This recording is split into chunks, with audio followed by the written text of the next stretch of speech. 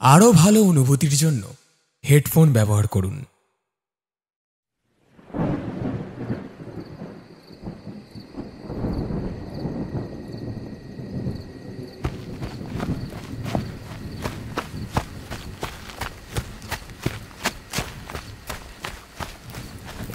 ঝড়টা থামতে না থামতেই আম গাছতলা থেকে চিনি কলার ঝুড়ি নিয়ে এক প্রকার কাদা জল পেরিয়ে দৌড় দিল চিরন।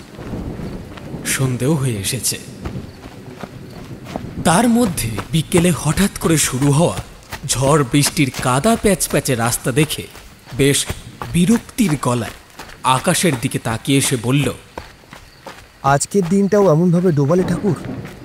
তোমার প্রসাদ বিক্রি করে ওই তো দুটো পয়সার আশায় যাচ্ছি, তাও এমন করলে আজকেও? বকুলতলা গ্রামের সীমান্তের কাছাকাছি ঢুকতেই পকেট থেকে সেই আধ ছেঁড়া নীলচে রঙের কাগজটা, যেটা সে আজকে সকালে বাজারে নিজের ফলের দোকানটা খোলার সময় দোকানের ঝাঁপের মধ্যে পেয়েছে, সেই কাগজটাকে খুলে সে ভালোভাবে দেখল। বেশিরভাগ অংশই ছেঁড়া। কাগজে বড় বড় করে লেখা বকুলতলা গ্রামের রথের মেলা, তারপরে একটা শাল। শালটা বোঝা যাচ্ছে না, সংখ্যায় বড় বড় যদিও লেখা, কিন্তু 2000-এর পরে কাগজটার বাকি অংশটা ছেঁড়া থাকায় আর পুরোটা পড়তে সক্ষম হয় না চিরন। আর অবশ্য সেটা পড়ে কী বা এমন হবে, তা তার কোন কাজেই বা লাগবে? আজ বাজারে দুপুর দুপুর তার দোকানটার ঝাঁপ নামাবার আগে চিরন ভেবেছিল গ্রামের আরও কেউ তার সঙ্গে বকুলতলার গ্রামের মেলায় যাবে, কিন্তু কোথায় জয়ন্ত হাওলাদার খবর পেয়ে যায়, তাই সে আর কাউকেই একথা জিজ্ঞেস করেনি। জয়ন্ত বরাবরই চিরনের দোকানের বিক্রিবাটা বেশি হলে হিংসে করে, কিন্তু এত কিছুর মধ্যেও একটা বিষয় অদ্ভুত লেগেছিল চিরনের। এই রকম নীল রঙের কাগজ কেন শুধু তার দোকানের সামনেই পড়েছিল? আর কারোর দোকানে সে এমন কাগজ দেখেনি। কিন্তু পর মুহূর্তে সে ভাবে কোনো জায়গা থেকে হয়তো হাওয়ায় উড়ে এসেও সেটা পড়ে থাকতে পারে।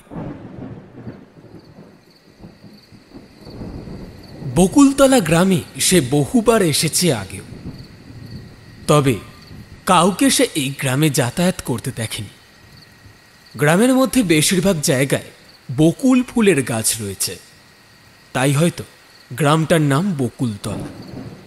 কিন্তু এই বকুলতলা গ্রাম দিয়ে প্রত্যেকবার যাতায়াত করার সময় এই গ্রাম বড্ড চেনা লাগে তার। বকুলতলা গ্রামের বাড়িগুলো বাইরে থেকে দেখে বেশিরভাগ ফাঁকাই লাগে, বোধহয় কেউ থাকে না এই গ্রামে। কিন্তু বকুলতলা গ্রামটা তো আর ছোট নয়, গ্রামের ভেতরের দিকে হয়তো অনেকেই থাকে। দিনের আলো নিভে গিয়ে প্রায় অন্ধকার নেমে এসেছে, আর ঠিক তখন হঠাৎ চিরন পেছন থেকে কাদের জানি আওয়াজ শুনতে পেল। এ কি? কারা কথা বলছে? এখানে তো কেউই থাকে না, কিন্তু ওই ঘরগুলোয় যে আলো জ্বলে উঠল। থাকে না নাকি আমারই মনের ভুল? হঠাৎ সে দেখল সামনের দিকের অন্ধকারে ডুবে থাকা কিছু কিছু বাড়িতেও আলো জ্বলে উঠল নিমেষের মধ্যে। তার সামনের একটা বাড়ির বন্ধ জানলাটা খুলে অন্ধকার থেকে একজন ঘোমটা টানা মহিলা তাকিয়ে বলল, আপনি বুঝি গ্রামের রথের মেলায় যাচ্ছেন দোকান দেবার জন্য? হ্যাঁ।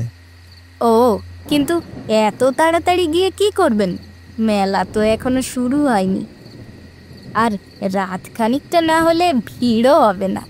আপনি বরং আমাদের বাড়িতে কিছুক্ষণ বসে যান, তারপরে একটু রাত নামলে না হয় বের হবেন। না না, ঠিক আছে, আমার অসুবিধা হবে না, আমি অপেক্ষা করে নেবো একটু। আরে বাবা, সেইখানে তো ফাঁকা জায়গা, যখন তখন বৃষ্টি আসছে, বেকার বেকার জল কাদা মেখে শরীর খারাপ করে কোনো লাভ আছে কি? তার থেকে বরং আসুন আমাদের ঘরে। কিন্তু এভাবে? বুঝছি, অচেনা মানুষের বাড়ি ঢুকতে আপনি ইতস্তত বোধ করছেন, কোনো অসুবিধা নেই আমাদের, আসুন আপনি। চিরণ বাড়িতে ঢুকতেই বাড়ির বারান্দায় তাকে একটা মোড়া এগিয়ে দিয়ে বউটা বলল, আপনি একটু বসুন, আমি চা বানিয়ে নিয়ে আসছি। আরে না না, তার কোনো প্রয়োজন নেই। আপনি আপনার বাড়িতে আমাকে বসতে দিয়েছেন এই অনেক, আর ওসব বানাতে হবে না আপনাকে কষ্ট করে। তা বললে কি হয়? আপনি আজ আমাদের গ্রামের রথের মেলায় প্রথমবারের জন্য এসেছেন। আপনি বসুন, আমি এক্ষুনি চা বানিয়ে নিয়ে আসছি আপনার জন্য। সেই ঘুমটা টানা বউটা কথাটা বলে রান্নাঘরে চলে গেল। বাড়িটা নিস্তব্ধ হয়ে রয়েছে, কোনো সারা শব্দ কোথাও নেই। অল্প কিছুক্ষণের মধ্যেই বউটা চা করে নিয়ে এলো। মানে এ কিছু মনে না করলে আপনার নামটা কি জানতে পারি?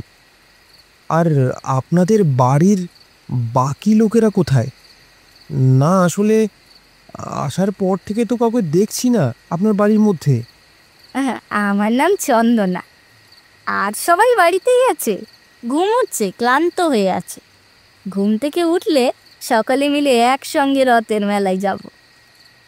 ও আচ্ছা আচ্ছা, কিন্তু একটা কথা, এই চাটা এরকম খেতে কেন? আপ- আপনি আপনি চাটাতে কি কি কি মিশিয়েছেন? আমার আমার মাথা মাথা উম, উম, সময় তো এলো রথের মেলা বসার। এবার তোমার সব মনে পড়বে কানু, এবার তোমার সব মনে পড়বে।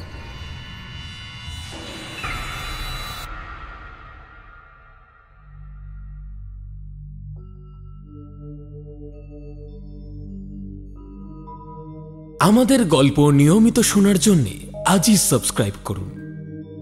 শুনতে থাকুন আমাদের আজকের নিবেদন, লেখক দেবোত্তম দের কলমে বকুলতলায় রথের মেলা। মন দিয়ে গল্পটি পুরোটা শুনবেন, কারণ গল্পের শেষে আপনাদের জন্য থাকছে একটি ছোট্ট প্রশ্ন।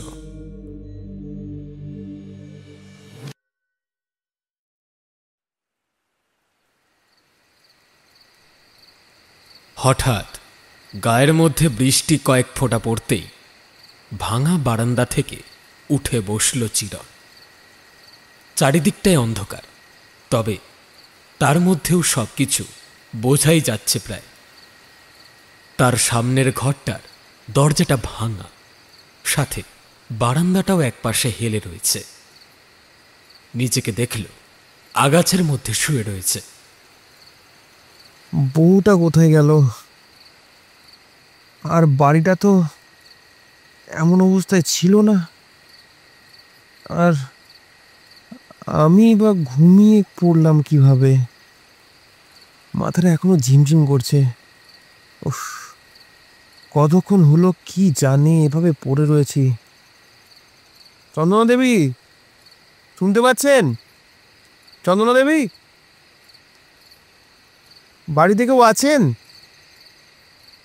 না, কেউই তো নেই।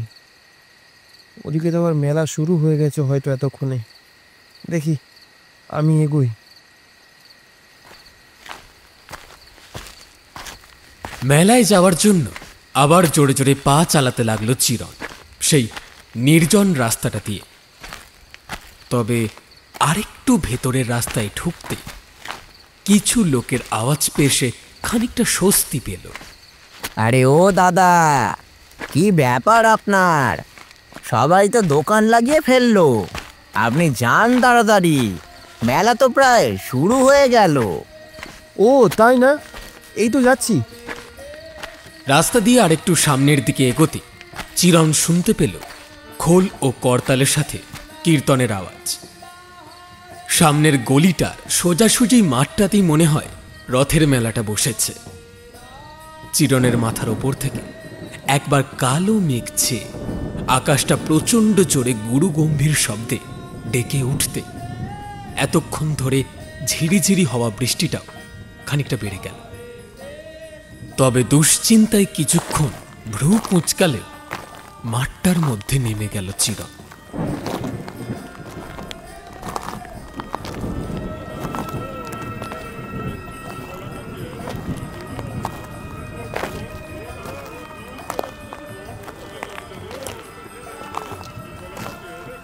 কে? কাকে ডাকছেন? আমাকে? কিন্তু কোনো উত্তর এলো না। শুধু দূরের দিকে থাকা অন্ধকারে বড় বড় সুপারি গাছগুলো কয়েকবার হাওয়ার মধ্যে আপনা আপনি নড়ে উঠল। যেন কানু নামটা কেমন যেন খুব চেনা লাগলো। হঠাৎ মাথার মধ্যে কেমন একটা অসহ্য যন্ত্রণা শুরু হতে চিরন সেদিক থেকে চোখ সরিয়ে মাঠের সামনে দিয়ে হেঁটে রথের সামনের এক কোণে বসে পড়ল ঝুড়িটা নিয়ে। রথের চারদিকে ঘুরে ঘুরে কীর্তন করা লোকগুলো হঠাৎ থেমে গিয়ে চিরনকে বসে থাকতে দেখে পরস্পরের দিকে মুখ চাওয়াচাওয়ি করল। তারপর আবার খোল করতাল নিয়ে বাজাতে বাজাতে ঘুরতে লাগলো রথটাকে ঘিরে। রথটার আশেপাশের অন্ধকার থেকে হঠাৎ পেরেক আর মাটি খোঁড়ার শব্দ শুনতে পেল সে।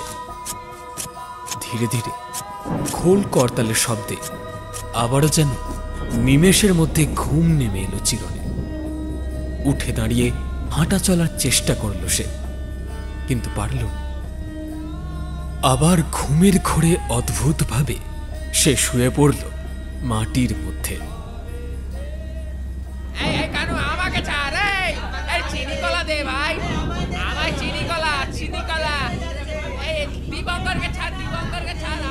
এবারে তার ঘুমটা ভাঙল একটা চেঁচামেচি আর কতকগুলো হাতের ধাক্কায়।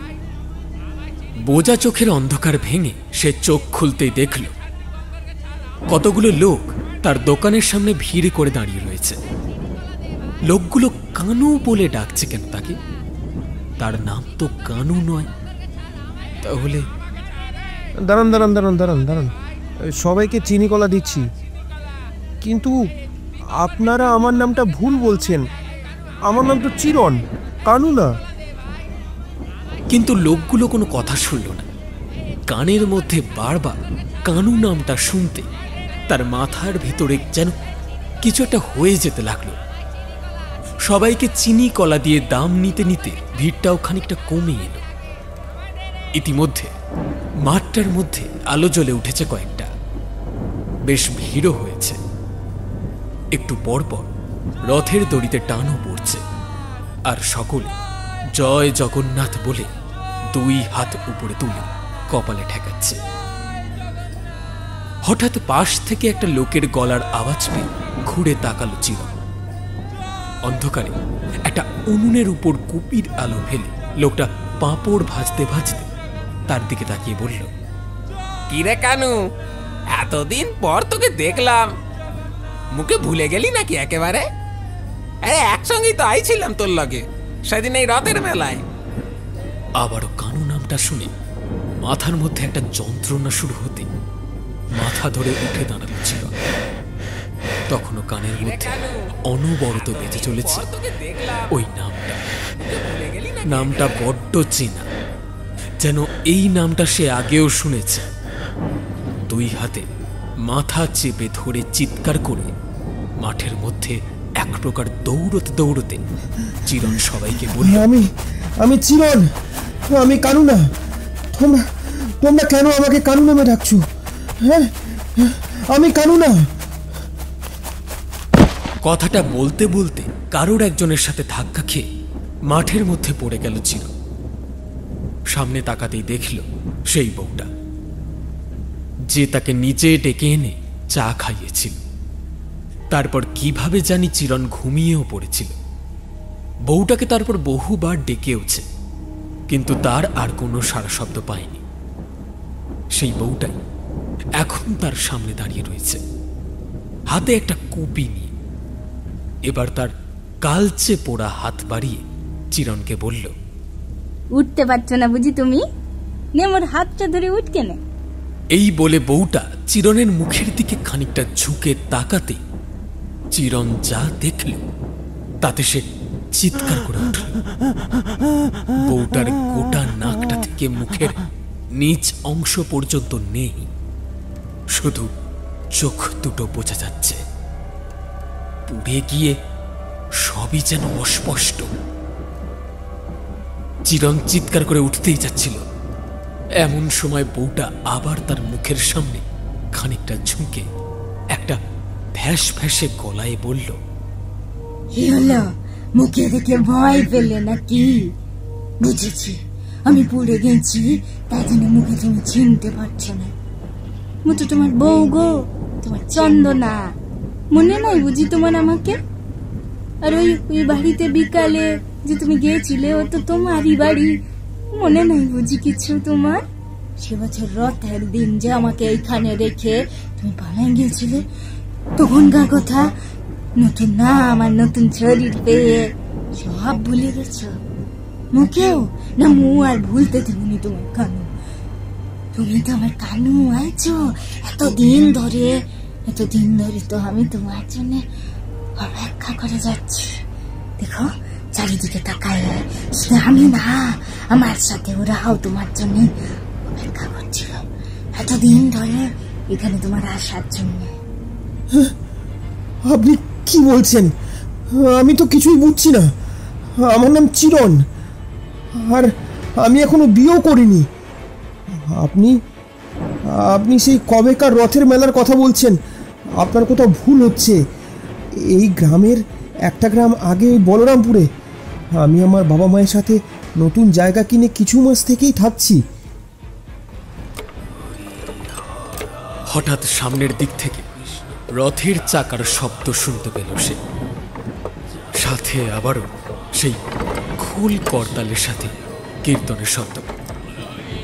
ধীরে ধীরে সেই মানুষগুলো এগিয়ে আসছে, সাথে বোধহয় রথটা। হঠাৎ অন্ধকারে একবার পেছাতে গিয়ে আবার মাটির মধ্যে পা পিছলে পড়ে গেল সে। আর ঠিক তখনই চন্দনা সেই কুপির আলোটা ছুঁড়ে দেয় চিরনের মুখের ওপর। মুহূর্তের মধ্যে চিরনের সারা মুখে সেই আগুনটা ছড়িয়ে পড়তেই সে বিভৎস একটা চিৎকার করে, বাঁচাও, বাঁচাও আমাকে, বাঁচাও। সেখানে সে গোল গোল করে ঘুরতে ঘুরতে হাত পা ছুঁড়তে ছুঁড়তে আর্তনাদ করতে লাগলো নিজেকে বাঁচাবার জন্যে। কিন্তু কেউ তার আর্তনাদ শুনল না। চন্দনা তার পোড়া হাত দুটো দিয়ে প্রায় আগুনে পুড়ে জ্বলতে থাকা চিরনের মুখে পোড়া চামড়াগুলোর ভেতর হাত ঠুকিয়ে তার পোড়া ঠোঁট দুটো ছিঁড়ে সেখানে গর্ত করে তার অপোড়া নিচের শাড়িতে থাকা দাঁতগুলোকে বাইরে টেনে বের করতে করতে বলল, অত ব্যথা পাইবে না তুমি, একটু কিছুক্ষণ কষ্ট হবে খালি, তারপর শান্তি আসবে, তুমি আবার আমার কাছে চলে আসবে। তোমার একটুকু আগুনের জ্বালায় কি বড় হলো কানু? এতগুলো দিন যে আমি তোমার জন্য অপেক্ষা করছি, পোড়া শরীর নিয়ে তুমি আমাকে ছেড়ে রেখে সেদিন পালাই গেছি। তারপর সময়ের সাথে আবার নতুন একটা শরীর সাথে নতুন একটা নাম নিয়ে জন্ম নিয়েছ। আমাকেও তুমি বলে টবেছ, মুদের সে সংসার, মুদের বাড়ি সবকিছু আগের মতোই পড়ে আছে। তুমি কি এখনো নিজের কিছু চিনতে পারছো না এতদিন পরে? আর না, এখন আমরা একসাথে থাকবো। শরীরের সঞ্চালন হঠাৎ করে থামিয়ে দিল চিরন। তার বাকি শরীরটাও ঠান্ডা হয়ে এলো কেমন বরফের মতো। ঠিক এমন সময় হঠাৎ চিরনের শরীরটা একবার আপনা আপনি নড়ে উঠে বসল। তারপর সে তার পোড়া ঝলসানো মুখটার দাঁতগুলো বের করে চন্দনাকে বলল, হ্যাঁ রে বউ, এ দেখ, মু তোর কাছে চলে আইছি, আর কোথাও যাব না তোকে ছেড়ে। এই বলে সে সেখান থেকে উঠে দাঁড়িয়ে ধীরে ধীরে তার কাছাকাছি এগিয়ে আসা রথটার সামনে দাঁড়িয়ে বলল, এ দাঁড়াও গো তোমরা, মু রথ টানি নাই এখনো। এ দাও কিনে মুখে রথের দড়িটা, মু একবার রথটা টানি। কই দাও। এ কি রে বউ, আয় আয় আয়, কিনে রথ টানবি না? চন্দনা এগিয়ে এলো। তারা দুজনই রথটা খানিকটা এগিয়েই নিয়ে যাচ্ছিল।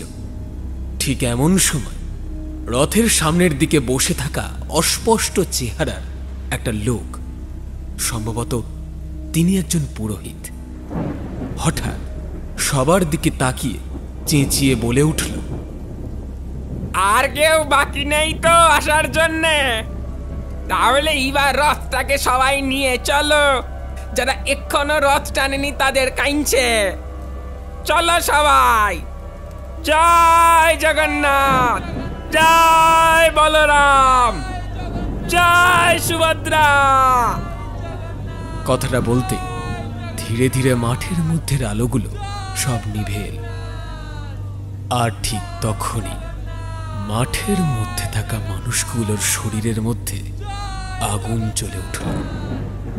ধীরে ধীরে সেই আগুনটা তাদের পুরো শরীরে ছড়িয়ে পড়ল। তারা সেই অবস্থাতেও রথটাকে টেনে নিয়ে যেতে লাগলো মাঠের মধ্যে দিয়ে। হঠাৎ সেই পুরোহিত পুড়তে পুড়তে তার দু বাহু তুলে ফ্যাস ফ্যাসে গলায় বলল, জয় জগন্নাথ। আর কেউ বাকি নেই, মুদের কানুও চলে এসছে মুদের সাথে। চলো চলো সকলে, এবার যাদের জন্য আমাদের আজ এই অবস্থা তাদের কাছে। আমরা চাই রথের দড়ি শক্ত করে ধরো সকলে, তার সাথে হরিধ্বনি দাও। সেই পুরোহিত ঠিক যেমনটা বলল, বাকিরাও ঠিক তেমনটাই করল। ধীরে ধীরে তারা সকলে রথটাকে টেনে নিয়ে যেতে লাগলো পুড়তে পুড়তে সামনের দিকে। কিন্তু অদ্ভুতভাবে রথের দড়ি কিংবা রথটার মধ্যে তাদের গায়ের সেই আগুনটা কোনোভাবেই ছড়িয়ে পড়ছে না। রথটার ভেতরে ছেয়ে থাকা অন্ধকারে জ্বলছে শুধু একটা প্রদীপ, আর তার মধ্যে দেখা যাচ্ছে বলরাম, সুভদ্রা দেবী, জগন্নাথ দেব হিসেবে রথের মধ্যে রয়েছে 3টে কালো শিলা পাথর। ধীরে ধীরে রথটাকে বকুলতলা গ্রামের মাঠ থেকে অন্ধকার রাস্তাটা দিয়ে নিয়ে যেতে লাগলো বকুলতলা গ্রামের শেষ সীমান্তে একটা বাঁশের সাগর উপর দিয়ে। এই রাস্তা দিয়ে দেউল গ্রামে খুব তাড়াতাড়ি ঢোকা যায়। দেউল গ্রাম তাদের একমাত্র গন্তব্যস্থল। ধীরে ধীরে সব শব্দ থেমে এলো, শুধু একটানা শোনা যেতে লাগলো রথের চাকার শব্দ।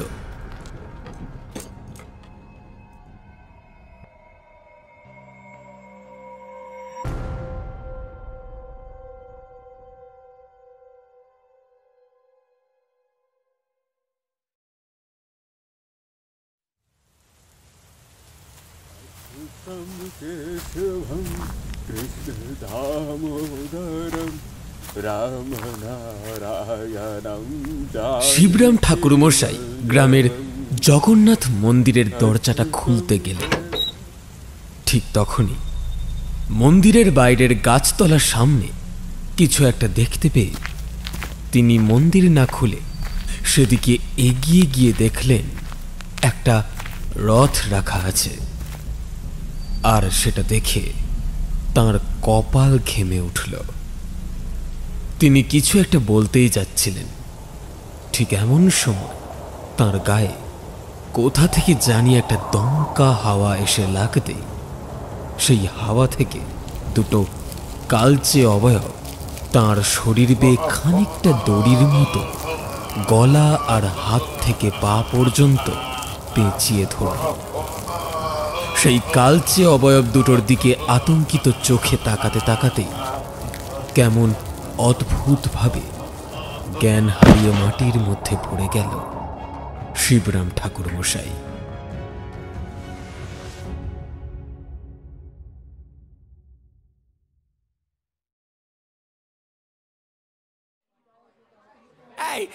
ঠাকুর মশাইকে জল দে না রে, এই কে দে না রে। হ্যাঁ এই তো দে দে। ওই তো ওই তো ওই তো ঠাকুর মশাই চোখ খুলেছে, চোখ খুলেছে। বেলা যখন বাড়ল তখন গ্রামের সকলেই সেখানে ভিড় করে ঘিরে ধরল ঠাকুর মশাইকে। চোখে জলের ছিটে দেওয়ার পর তাঁর জ্ঞানও ফিরে এলো বটে, কিন্তু বাক শক্তি যেন লোপ পেল। তা দেখে গ্রামে কয়েকজন তাকে ধরাধরি করে বাড়িতে নিয়ে যেতেই গ্রামের মেয়ে বউরা জগন্নাথ মন্দিরের সামনে ভিড় করে সেই রথটার দিকে মাথা ঠেকিয়ে প্রণাম করতে লাগল। রথের মধ্যে কিন্তু কোনো জগন্নাথ দেবের মূর্তি নেই, বরং 3টে কালো পাথর রয়েছে। কিন্তু সেই 3টে পাথর যে শিলারূপে জগন্নাথ, বলরাম ও সুভদ্রা দেবীর প্রতীক তার বুঝতে অসুবিধা হলো না। আর সেই পাথরগুলোর সামনে রাখা রয়েছে একটা নেভা মাটির প্রদীপও। দেউল গ্রামের জগন্নাথ দেবের প্রাচীন এক মন্দির থাকলেও রথযাত্রা কোনো বছরই অনুষ্ঠিত হয় না দেউল গ্রামে। তবে তা ঠিক কেন তা কেউ জানে না। শিবরাম ঠাকুর মশাই নাকি বিধান দিয়েছেন যে এই গ্রামে রথযাত্রা অনুষ্ঠিত করা নিষেধ। গ্রামের সকলের কাছে তিনিও এক প্রকার প্রধান, তাই তাঁর কথা অমান্য করে কেউ কথা বলবে তার সাধ্য নেই। কিন্তু হঠাৎ গ্রামের মধ্যে এই রথটা দেখতে পেয়ে এক প্রকার অশেষ ভগবানের কৃপা ছাড়া যে আর কিছু নয় তা বুঝতে পারল সকলে। আর তাছাড়া রাতারাতি একটা রথ তো আপনা আপনি হেঁটে আসতে পারবে না। এটা জগন্নাথ দেবেরই চমৎকার। আর গতকালই তো রথযাত্রা ছিল, তাহলে নিশ্চয়ই প্রভু চাইছে তার এই মন্দির থেকে রথে করে আমাদের গ্রাম ঘুরতে। আর 7 দিন পরেই তো উল্টো রথ। দেবতা যখন নিজে আমাদের হাত দিয়ে গোটা গ্রাম ঘুরতে চাইছে, তখন তার আদেশ অমান্য করে কে? চলো গ্রামের সকলে মিলে প্রধান নগেনবাবুর বাড়িতে যাই, রথযাত্রার অনুমতিটা নিয়ে আসি। নগেনবাবুও সব শুনে আর না করলেন না। সত্যিই হয়তো প্রভু চাইছেন রথে আরোহিত হয়ে গ্রাম ঘুরতে, তাই তিনি এভাবেই প্রকাশিত হয়েছেন। নগেনবাবু সবাইকে বললেন, বেশ, তোমরা সকলে গ্রামের রথযাত্রা করতে চাইছো, আমি না করব না।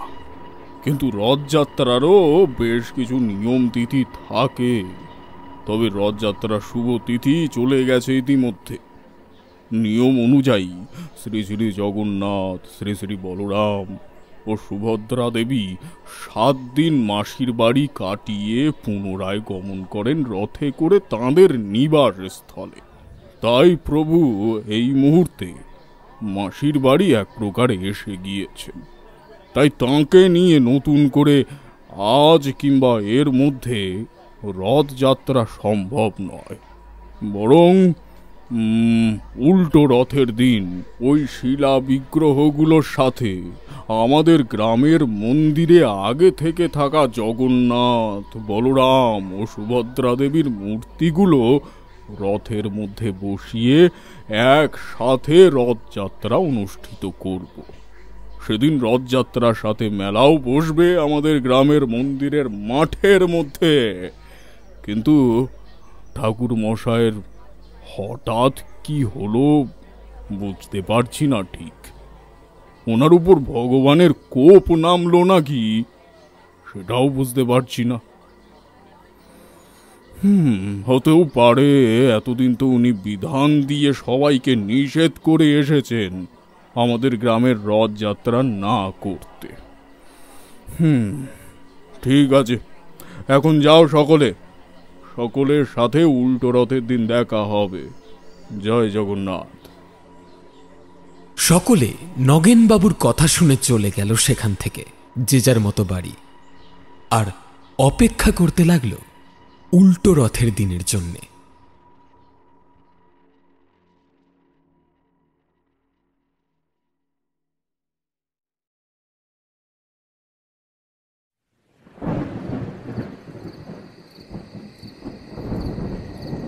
সন্ধ্যের পর আবার প্রচণ্ড বৃষ্টি শুরু হলো দেউলপুর গ্রামে। আষাঢ়ের বৃষ্টিতে মাঠ ঘাটের ঘাসের আগাগুলো জলের ছোঁয়ায় আবার নড়ে উঠতে লাগলো বারবার। সাথে চারিদিকে ছেয়ে আসা অন্ধকার থেকে ব্যাঙের ডাক। জগন্নাথ মন্দিরে ভগবানের রাতের শয়ান দিয়ে মন্দিরের দরজা আটকে প্রণাম করে বের হচ্ছিল শিবরাম ঠাকুরমশাইয়ের ছেলে জয়রাম। আজ সকাল থেকে তাঁর বাবা অসুস্থ হয়ে পড়ায় তাকেই মন্দিরের পূজার ভার নিতে হয়েছে। এর আগে তার বাবা 3 বেলার মধ্যে সকালে মন্দির খোলা থেকে রাতে মন্দির আটকানো পর্যন্ত সব নিজেই করতেন। বৃষ্টির মধ্যে কালো ছাতাটা মাথায় দিয়ে মন্দিরের সিঁড়ি দিয়ে নামতে নামতে বলল, ঠাকুর তুমি দেখো, বাবার যে হঠাৎ এমন কি হলো কিছুই তো বুঝতে পারছি না। ওই রথটা দেখার পর বাবার কি এমন হলো? গ্রামের সকলে যা বলছে তাহলে কি সেটাই ঠিক? গ্রামে এতদিন রথযাত্রা আটকে রাখার জন্য কি বাবা ভগবানের কোপে পড়ল?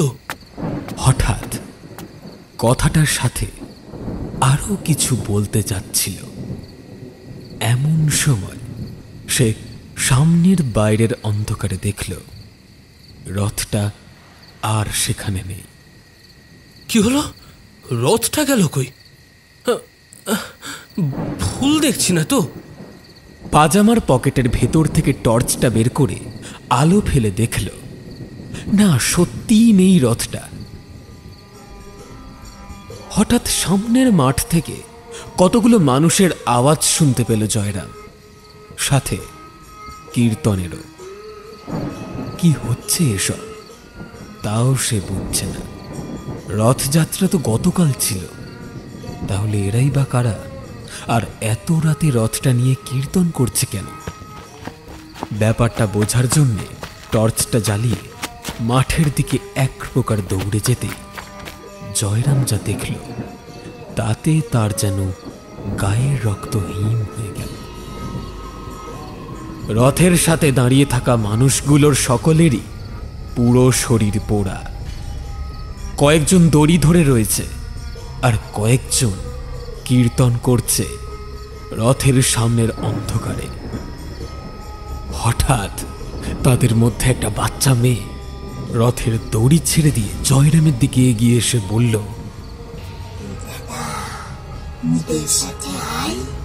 রথটার দড়িটা ধরে টানবে। ঠাকুর বাবা কয় জগন্নাথের রথের দড়িতে টানতে দিলে জগন্নাথ খুশি হয়। এই বলে মেয়েটা একবার রথের সামনে বসে থাকা একটা পোড়াটে লোকের দিকে আঙুল ইশারা করতে জয়রাম লোকটার দিকে তাকিয়ে কেমন একটা সম্মোহিত হয়ে পড়ল। দুহাতের মধ্যে থাকা তার ছাতা আর টর্চটা ফেলে দিয়ে সে মেয়েটার সাথে গিয়ে রথের দড়িটা ধরে টান দিয়ে এগিয়ে যেতে লাগলো। এভাবে যেতে যেতে একটা সময় জয়রামের রথের দড়িটা ছেড়ে দিয়ে রাস্তার একধারে মাথাটা শক্ত করে ধরে বসে পড়ল।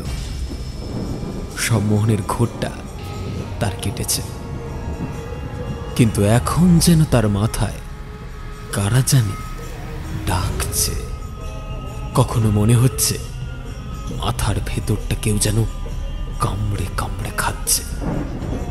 রথটা অনেকটা দূরে এগিয়ে গেছে, কিন্তু এখনো অনেক মানুষ তার সামনে দিয়ে হেঁটে চলেছে। তাদের পায়ের আওয়াজ স্পষ্ট শুনতে পেল সে। কি হচ্ছে আজ এসব?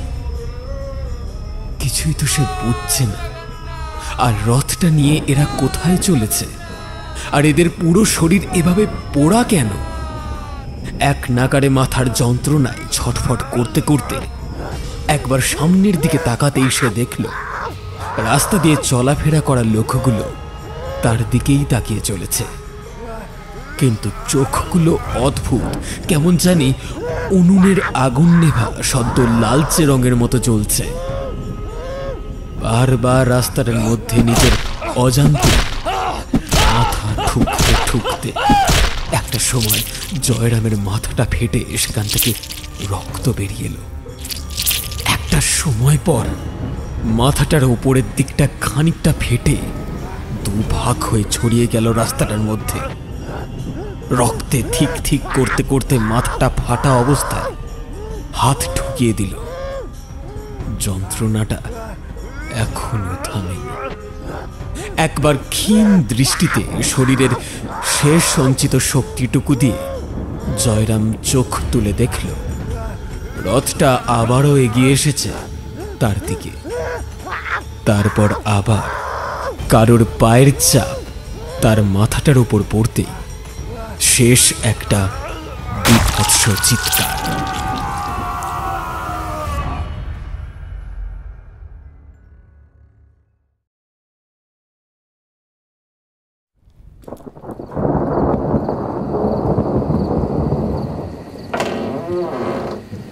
অন্ধকার আবছানো ঘরটার মধ্যে বাইরে থেকে একটা বাতাস এসে দরজাটা খুলে যেতে সেদিকে বোঝা চোখ দুটো খুলে একবার তাকালো শিবরাম ঠাকুর মশাই।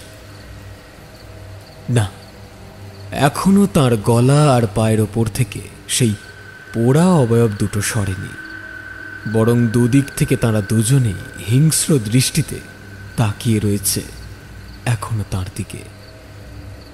সেই দুটো অবয়বকে দেখে বারবার ভয়ে সেঁটিয়ে যাচ্ছেন শিবরাম। হঠাৎ ঘরের দরজাটা খুলতে দেখে তিনি ভাবলেন বোধহয় তাঁর ছেলে বাড়ি ফিরে এলো মন্দিরে তালা দিয়ে। বাইরে এখনো বৃষ্টিটা হচ্ছে, তাহলে বোধহয় এখনো জয়রাম বাড়ি ফিরে আসেনি। কিন্তু হঠাৎ তাঁর বিছানাটা নড়ে উঠতেই সামনের দিকে একবার তাকালেন তিনি। বিছানার নিচ থেকে একটা প্রকাণ্ড কালচে অবয়ব উবু হয়ে বেরিয়ে এসে তার মুখের দিকে তাকিয়ে বলল, এখন কেমন আছেন শিবরাম ঠাকুর? শিবরাম ঠাকুর মশাই আর কিছু বললেন না, কিন্তু সেই কালচে অবয়বটা তাকে বলল, আপনার খোঁজ নিতেই আইলাম। ডরাইবেন না, একেবারে ডরাইবেন না। ও এখন আপনাকে মারব নাই, ওর সময়টা হয় নাই। উল্টো রথের দিন যেদিন আপনারা মুখের মেরেছিলেন সেদিনই মারব। শুধু আপনাকে না, এই পুরা দেউলপুর গ্রামকে শ্মশান বানাই দেব, বুঝলেন? আপনাকে একটা খারাপ খবর দিতে এলাম, জানি আপনি কানে সহ্য করতে পারবেন না। আপনার ছিলাটা মুদের সাথে আজ রথ টেনেছিল, তারপর কি যে হলো বুঝতে পারলাম না। নিজে নিজে রাস্তার মধ্যে মাথাটা বারবার ঠুকাইতে ঠুকাইতে মাথায় দিল। কত বাক্য জানেন? আপনি চোখে সইতে পারবেন না শিবরাম ঠাকুর। তবু আপনার ছিল তাই বললাম। আর কোনো চিন্তা করবেন না, আপনাকে কষ্ট করে রথ টানতে ওখানে যেতে হবে না। আর এমনই হয় গো শিবরাম ঠাকুর, মরবে যেভাবে মোরা সকলকে মরতে হয়েছে ওভাবেই মরবে। তাহলেই না বুঝবে মোরা মরতে কত কষ্টটু হয়েছিল, কত যন্ত্রণা, কত ব্যথা। মরবে, এই দেউলপুর গ্রামে সবাই মরবে।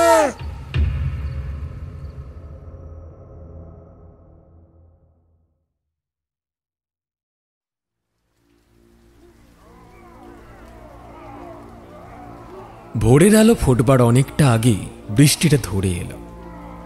বেলা হতে না হতেই গ্রামের মন্দিরের সামনের রাস্তাটায় জয়রামকে মৃত অবস্থায় দেখতে পায় গ্রামের কয়েকজন লোক। তার মাথাটা ফেটে ভেতরের ঘিলুটা প্রায় বের হয়ে রয়েছে, তার মধ্যে খানিকটা বৃষ্টির জল জমে, আর দুটো হাতের মধ্যে রক্তে শুকিয়ে যাওয়া দাগ লেগে রয়েছে।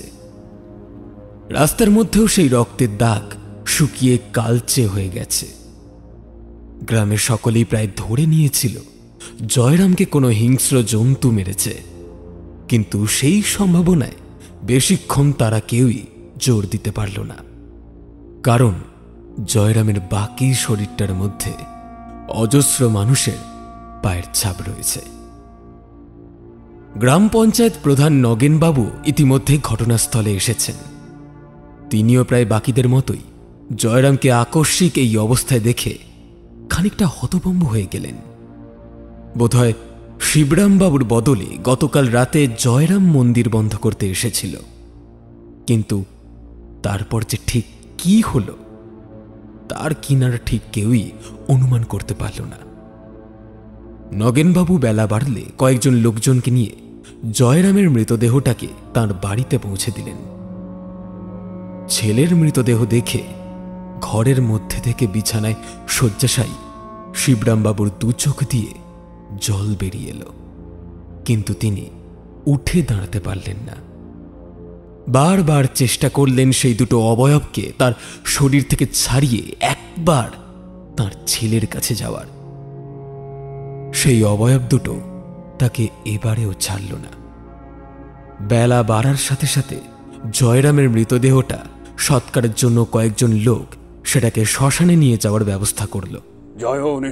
এবার আর থাকতে না পেরে শিবরাম ধীরে ধীরে রুদ্র মন্ত্র জপ করতে শুরু করলেন। প্রথম দিকে তার শরীরে সাপের মতো পেঁচানো সেই আত্মা দুটো প্রচন্ড জোরে হিংস্র চিৎকার করে তাকে আক্রমণ করতে চাইল, কিন্তু পারল না।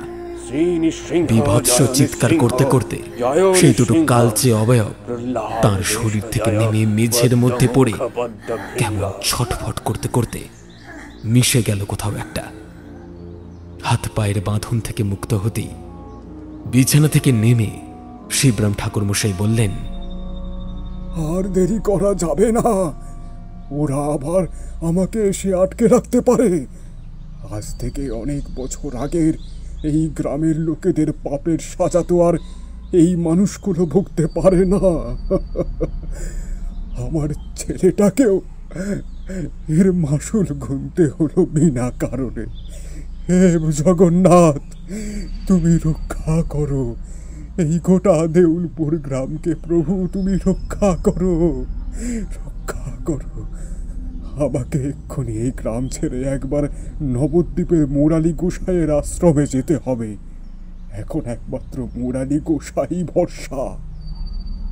গ্রামের মাঝ বরাবর জলঙ্গি নদী দিয়ে তিনি একটা নৌকোয় উঠে নবদ্বীপের জন্য রওনা দিলেন। সময়টা এতটাই খারাপ যে ছেলের সৎকারে নিজে উপস্থিত থাকতে পারেননি।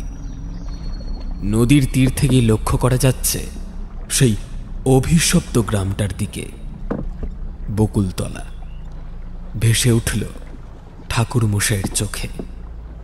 অনেক বছর আগে ঘটা একটা ঘটনা।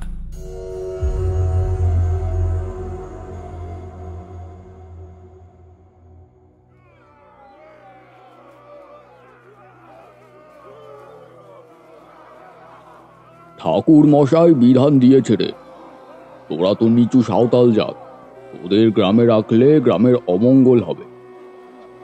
আমি গ্রামের জমিদার হয়ে তা তো দেখতে পারি না, আর ঠাকুর মশাই তো দেবতুল্য, তার আদেশ কিভাবে অমান্য করি বলতো? যা তোরা চলে যা, ভালোই ভালোই বলছি, না হলে কিন্তু লেটেল পাঠিয়ে গ্রামের বাইরে ছুঁড়ে ফেলে দিয়ে আসবো তোদেরকে। ক্ষমতায় আসার পর গ্রামের জমিদার এবং অবনী ঠাকুরমশাই মিলে জোর জবরদস্তি করে ওই ৩০০টি সাঁওতাল গোষ্ঠীর পরিবারকে উচ্ছেদ করে তাদের জমিগুলো লোভে পড়ে। বারবার সেই সাঁওতাল পরিবারগুলো জমিদার অরবিন্দ বাবু সহ অবনী ঠাকুরমশাইয়ের হাতে পায়ে ধরেও কোনো লাভ হল না। বাচ্চা থেকে বুড়ো কেউ বাদ গেল না। এমনকি মহিলাদেরও একইভাবে টেনে হিঁচড়ে ছুঁড়ে ফেলে দেওয়া হলো গোটা দেউলপুর গ্রাম থেকে।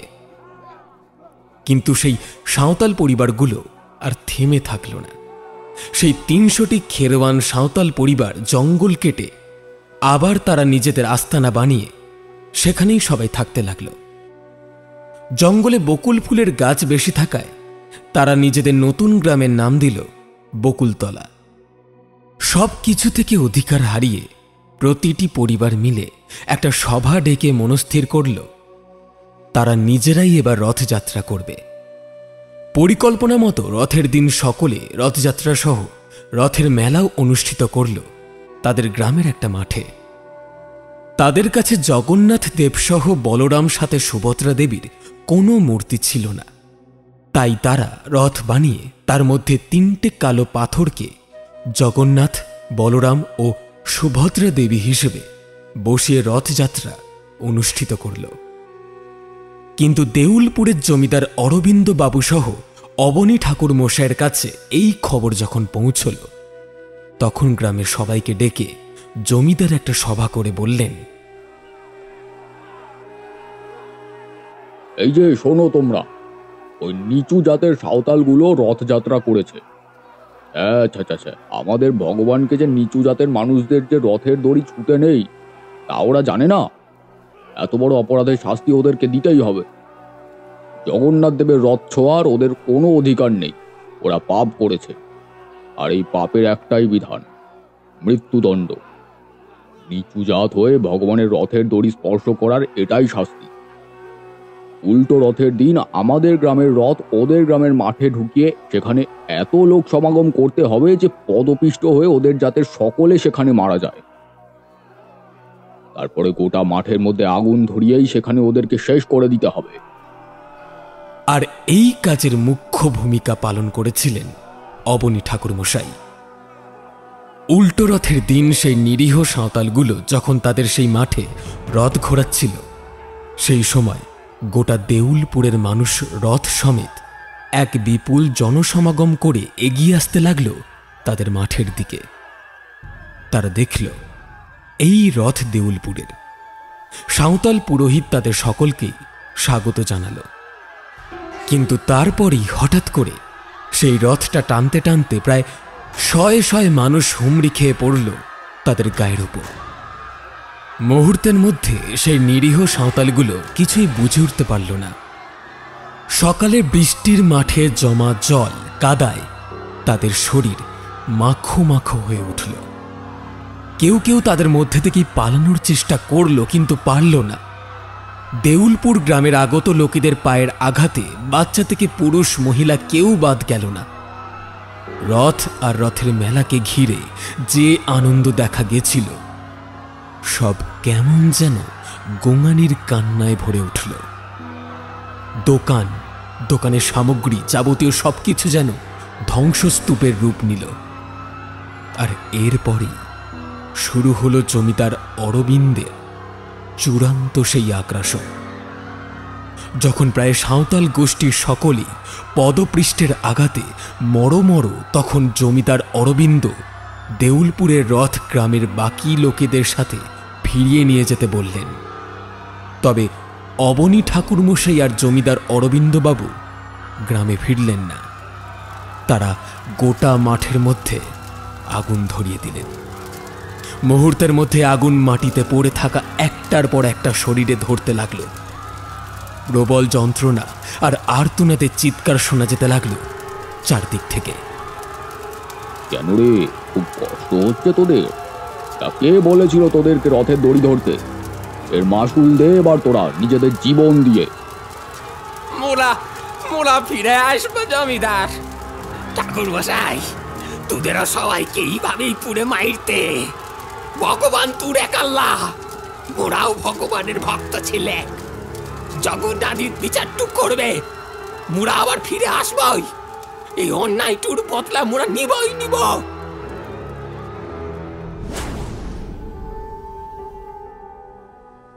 হে গোবিন্দ, তুমি আমাকে নিরাশ করো না, যেন কোনো একটা উপায় পাই প্রভু। আমার ছেলেটাকে তো বাঁচাতে পারলাম না, কিন্তু ওই নিরীহ মানুষগুলোকে যেন পারি। অত বছর আগের এই গ্রামের জমিদার আর ঠাকুর মশাই সহ দেউলপুর গ্রামের সকলের পাপের শাস্তি যেন এই নিরীহ মানুষগুলোকে না পেতে হয়।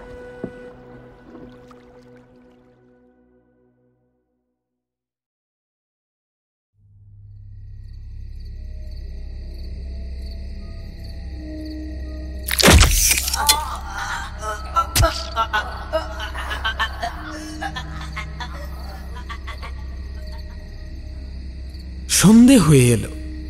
দেউলপুরের পঞ্চায়েত প্রধান নগেন বাবুর বাড়ির ভেতর থেকে একটু আগেই ভেসে এসেছিল দুটো সম্মিলিত চিৎকারের আওয়াজ। তার ঘরের মেঝেতে পেটের মধ্যে গভীর ক্ষত নিয়ে পড়ে রয়েছে নগেন বাবুর স্ত্রী লতিকা, আর তার খাটের উপর পড়ে রয়েছে তার ছেলের মৃতদেহটাও। আর নগেন বাবুর হাতের মধ্যে ছুরি, সেখান থেকে বিন্দু বিন্দু রক্তও গড়িয়ে পড়ছে ঘরের মেঝেতে। ঘরের মধ্যে থাকা আয়নাটার সামনে দাঁড়িয়ে সেই ছুরিটায় লেগে থাকা রক্তটা একবার চেটে নিতেই একটা দমকা বাতাস লেগে ঘরের মধ্যে প্রবেশ করল দুটো অবয়ব। ডুমরু সর্দার একটা খবর আনছে, ও ঠাকুর মশাইটা গ্রাম ছাইরা পলাইছে। পলাইছে?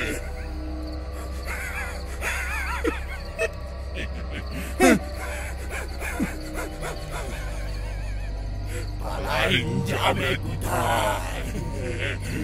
এই গ্রামে তো সবাইকে মরতে হবে। পারবে না, কেউ পালাইতে পারবে না। এ মোর প্রতিজ্ঞা, এ মোর প্রতিজ্ঞা আনছে। ডুমরু সর্দারের প্রতিজ্ঞা। কথাগুলো বলে থামতেই সেই অবয়ব দুটো মিলে গেল অন্ধকারের মধ্যে। নগেন প্রধান এবার লতিকা ও সঞ্জয়ের মুখের ওপর ঝুঁকে বলল,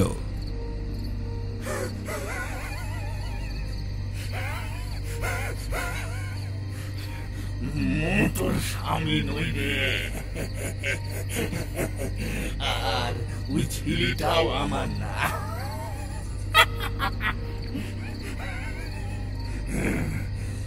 নগেন প্রধানকে তো কবেই মেনে ফেলেছি।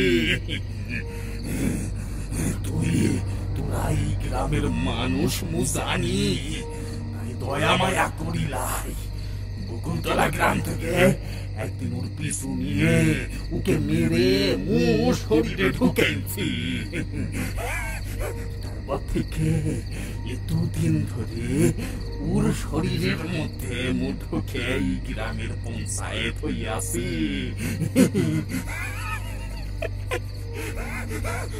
কেউ টের পাই না, কেউ টের পাই না। তবে মু তো প্রধানই ছিলাম, বেঁচে ছিলাম মুদের সাঁওতাল সম্প্রদায়ে। যে দিনটার জন্য মুদের সকলের দুদিনের অপেক্ষা, সেই দিনটার বেশি দেরি নাই আসতে। মুরা সব সাঁওতালরা নিজেদের মৃত্যুর প্রতিশোধ নিব।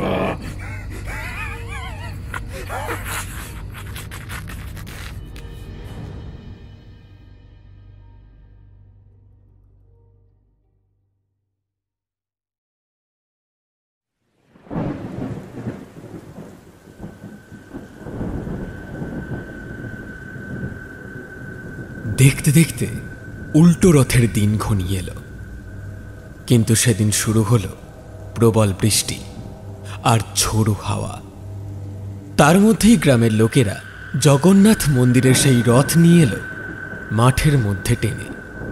আর তা দেখে নগেন প্রধানের শরীরে থাকা ডুমরু সর্দার নগেন প্রধানের গলার স্বর নকল করে বলল, আজ সন্ধ্যের পর রথ টানা হবে, আর মেলাও তখন শুরু হবে। সকলে বলো, জয় জগন্নাথ, জয় বলরাম, জয় সুভদ্রা।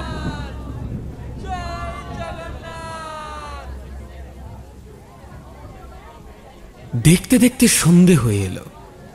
আলোয় ভরে উঠল দেউলপুরের জগন্নাথ মন্দিরের চারিদিক।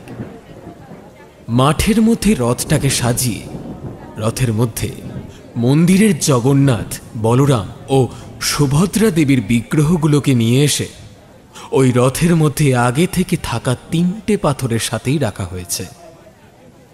চিনি, কলা, ফুল আর প্রসাদে সেজে উঠেছে গোটা রথটাই। যখন রথের দড়িতে সকলে টান মারতে যাচ্ছিল, ঠিক সেই সময় গোটা মাঠের জ্বলা সব আলোগুলো নিভে গেল। আর বেশি সময় নেই, ওই তো ওই তো বোধহয় রথ টানা হচ্ছে। ভাগ্যের সময় মতো প্রভু জগন্নাথের কৃপায় মুরালি গোসাইয়ের সাহায্যে অনুরূপ একটা রথ আশ্রম থেকে বানানো গেল। এখন সেই রথটাই টানা হচ্ছে। আসল অভিশপ্ত রথ তো আমি মন্দিরের ভেতরে মন্ত্রবন্ধনে আবদ্ধ করে দিয়েছিলাম, কিন্তু বেশিক্ষণ এই ছল চলবে না। আমায় ওই অভিশপ্ত রথটাকে মুরালি বাবার কথা মতো জলের মধ্যে ছুঁড়ে ফেলে দিতে হবে। যখন রথ টানা শুরু হলো, নগেনবাবু বুঝতে পারলেন কিছু একটা ঠিক নেই। তার পৈশাচিক চোখ ভালো করে লক্ষ্য করল একটা কালো ছায়া ধীরে ধীরে একটা বড় কিছুকে টেনে নিয়ে যাচ্ছে নদীর দিকে। নগেন ওরফে ডুমরু সর্দার হাঁক ছাড়লেন, পারবি না ঠাকুর মশাই, আজ তোরা সবাই মরবি। এই গোটা দিওয়ানপুর শ্মশান হয়ে যাবে। মুদের সাঁওতালদের নিচু জাত বলার শাস্তি, অপমানের শাস্তি, মুদের গোটা জাতিকে আগুনে জ্বালাই দেওয়ার শাস্তি আজকে পেতেই হবে। তোদের সবাইকে পেতে হবে। শিবরাম ঠাকুর মশাইয়ের পক্ষে একা রথের দড়ি ধরে টেনে নিয়ে যাওয়া সম্ভব নয়। মুষলধারে বৃষ্টি শুরু হলো আবার। গ্রামের যেখানে রথের মেলা হচ্ছিল সেখানে আলো চলে যাওয়ায় যারা দোকান দিয়েছিল তারা দোকানের মধ্যে কুপি বা হ্যারিকেন জ্বালাতে তাদের সামনে দেখতে পেল কতগুলো পোড়া মানুষের শরীর দাঁড়িয়ে রয়েছে। আর হঠাৎ করে তাদের পোড়া শরীরগুলো ভেতর থেকে আবারও দাউ দাউ করে আগুন জ্বলে ওঠে। সেই আগুন ছড়িয়ে পড়তে লাগলো চারিদিকে। মুহূর্তের মধ্যে মাঠের মধ্যে থাকা মানুষেরা চিৎকার করে মাঠ থেকে পালাবার জন্য দৌড়তে শুরু করল, কিন্তু তারা কেউই বেরোতে পারল না। সেই পোড়া শরীরগুলো আগুনদগ্ধ অবস্থায় দেওয়ালের মতো তাদের ঘিরে ধরল মাঠের চারিদিক দিয়ে। অন্যদিকে শিবরাম ঠাকুরমশাই সেই অশরীরীদের সাথে না পেরে উঠে রথের দড়ি ধরে রীতিমতো বৃষ্টির মধ্যে উল্টো হয়ে রাস্তার কাদা মাটির সাথে ছ্যাঁচড়াতে ছ্যাঁচড়াতে এগিয়ে যেতে লাগলেন নদীর দিকে। তিনি তার গায়ের সমস্ত শক্তি দিয়ে রথের দড়িটাকে শক্ত করে টেনে আনবার চেষ্টা করলেন। হাত ছিঁড়ে রক্ত বেরোচ্ছে। কেউ একজন যেন তার গলা চেপে ধরলেন। শিবরাম মশাই একবার চোখ বন্ধ করলেন। আকাশের দিকে তাকিয়ে জোরে জোরে নৃসিংহদেবের মন্ত্র পাঠ করতে লাগলেন। এই মুহূর্তে সাঁওতাল পুরোহিত সহ বাকিরা চিৎকার করে তাকে থামাবার চেষ্টা করল, কিন্তু তারাও আর এগোতে পারছে না। কিছু একটা যেন তাদেরও আটকাচ্ছে। এই মুহূর্তের সুযোগ নিয়ে মন্ত্র পাঠ করতে করতে এগিয়ে চললেন শিবরাম ঠাকুর। আর অন্যদিকে রথের মেলার মাঠের মধ্যে থাকা দেউলপুরের সব মানুষদের ওপর ধীরে ধীরে এগিয়ে আসতে থাকলো সেই সব আগুনদগ্ধ পোড়াটে শরীরগুলো। কেউ বাদ নেই, তাতে বাচ্চা, বুড়ো, পুরুষ, মহিলা সারিবদ্ধ হয়ে এগিয়ে আসছে। অদ্ভুতভাবে বড় বড় বিস্ফোরণের মতো এক এক করে তাদের সকলের শরীরের মধ্যে কেমন দাবানলের মতন আগুন জ্বলে উঠছে। মাঠের চারিদিকে থাকা দেউলপুর গ্রামের মানুষেরা বাঁচাও বাঁচাও বলে চিৎকার করে সম্মিলিতভাবে রথের সামনে এগিয়ে এসে রথটাকে আঁকড়ে ধরে চোখ বুজে ঠক ঠক করে কাঁপতে লাগে। বৃষ্টিটা হয়েই যাচ্ছে এখনো, কিন্তু এদের শরীরে ধরা আগুনগুলো নিভছে না কেন? এরা কারা? কি চায় এরা? হঠাৎ তাদের মাঠের মধ্যে ঘিরে ধরা সেই আগুন ধরা পোড়াটে বিভৎস শরীরগুলো একটা বিকট হাসি হেসে ঝড়ের গতিতে দৌড়ে আসতে লাগলো তাদের কাছে। ঠিক এমন সময় প্রচণ্ড জোরে দড়িশুদ্ধ রথটাকে জলঙ্গি নদীর মধ্যে ছুঁড়ে ফেলল শিবরাম ঠাকুর মশাই। সাথে সাথে সেই মাঠের মধ্যে থাকা পোড়াটে শরীরগুলো মিলিয়ে যেতে থাকলো।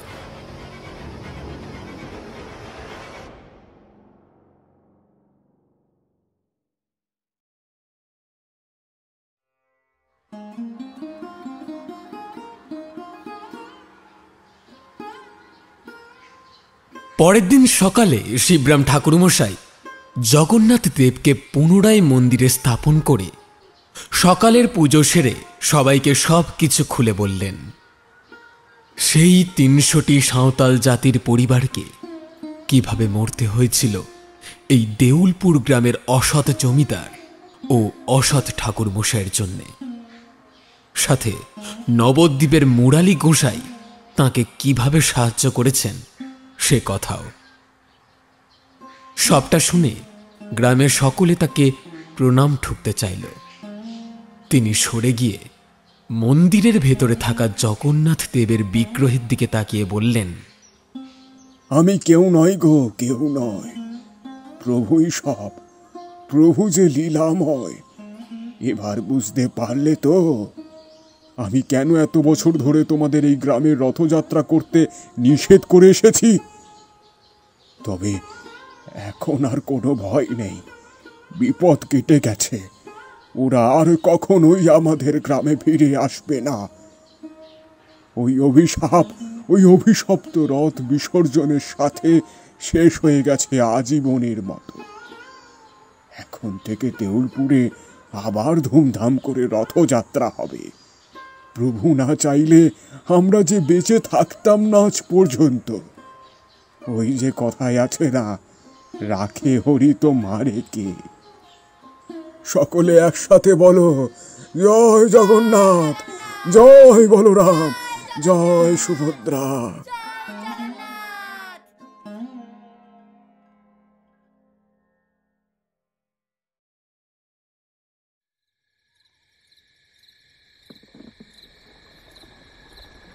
ছয় মাস কেটে গেছে। ভুবনপুর গ্রামের শুরুর সীমান্তে জলঙ্গি নদীর জলের মধ্যে কাঠের মতো কিছু একটা দড়িশুদ্ধ ভেসে আসতে দেখে নৌকোটা পারে না ঠেকিয়ে জলের মধ্যে আবার ঘুরিয়ে নেয় মধুমাছি। কিন্তু সেটা কি তা বুঝল না, শুধু সেটার সাথে ওপরে একটা দড়ি ভাসতে দেখে সেটা ধরে টান মেরে পাড়ের দিকে নিয়ে আসলো। বিকেল ফুরিয়ে সন্ধে ঘনিয়ে এসেছে, তবে তার মধ্যেও দিনের ঘোলাটে আলো কিছুটা রয়েছে এখনো। এইটা তো একটা রথ, এটা জলের মধ্যে কে ফেললো? রথ কি বিসর্জন হয়? কি জানি। এটা আমার একার পক্ষে টেনে বাড়ি নিয়ে যাওয়া সম্ভব নয়। থাক এখন পারে, পরে এসে নিয়ে যাবক্ষণ। নৌকোটা পাড়ে বেঁধে ঘরের দিকে এগিয়ে গেল মধু। সে খেয়ালও করল না জলের নিচ থেকে কতগুলো পোড়াটে শরীর আধাভাবে তাদের মুখ বের করে এক দৃষ্টিতে তাকিয়ে থাকল মধুর যাওয়ার পথের দিকে।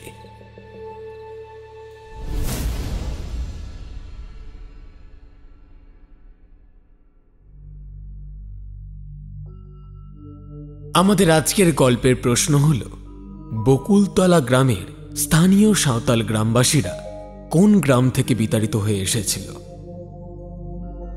শুনছিলেন আজকের নিবেদন বকুলতলায় রথের মেলা।